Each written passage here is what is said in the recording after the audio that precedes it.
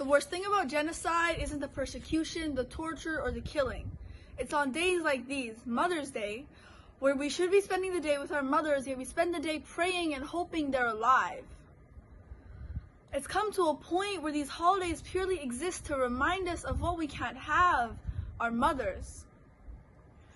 So on these days, we sit at home and wonder how life would be if the world wasn't ignoring a mass genocide and a crime against humanity.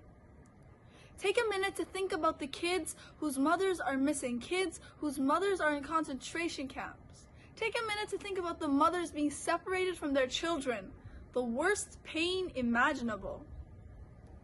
Gulshan Abbas, widely known throughout the Uyghur community, a doctor who finished university, visited the United States, has 2 kids, 2 daughters. She's a retired doctor who is now in the concentration camps.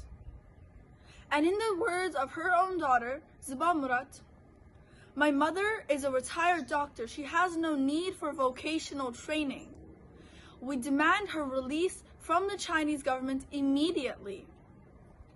Why does a retired doctor need vocational training? What crime has she committed to be put in a concentration camp?